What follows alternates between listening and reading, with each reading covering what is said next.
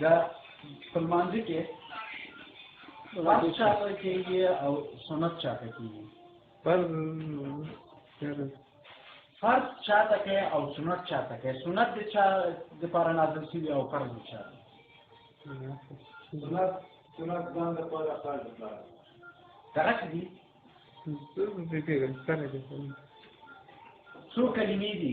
دا کلمه چې دی دا فرض ده واجب ده مستحب ده فرایض دي کلمې زور غږیږي نه پوهېږې ته مسلمان نه یې مسلمان خو دومره موږ څه زده کړی چې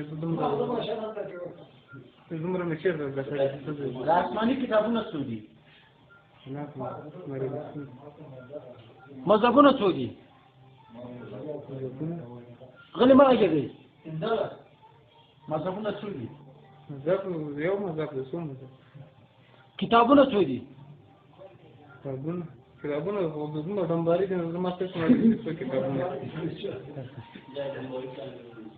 کلمه شهادت ووایه شهادت سره ها کلمه طیبه ووایه طیبه وراکړه څه ورته دا څنګه میناوي دي بنا یې محصول وایي چې نه دې مې زده کړو دا مې نه کوي دا اودس چې کوې په څه رقم یې کوې اودس کې فرض کوم دي سنت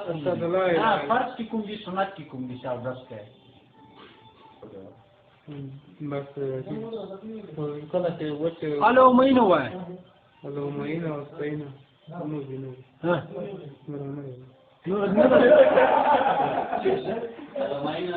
که تاسې اوس ځانو ته مسلمانان وایي یا مسلمان ولې نه مسلمان چې تا خپله کلمه نه ده زده ته څنګه بیا نورو مسلمانانو ته اسلام خپروې نه نه نه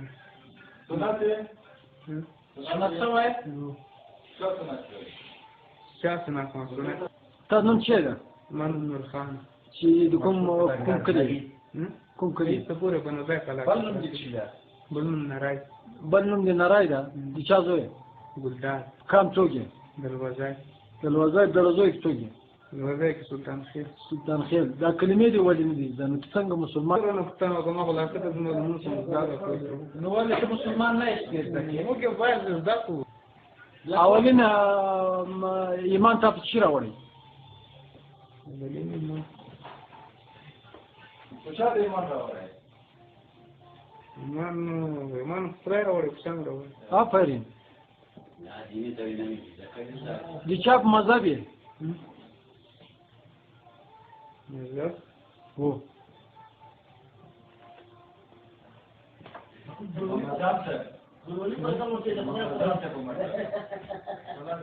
د چا په امت یې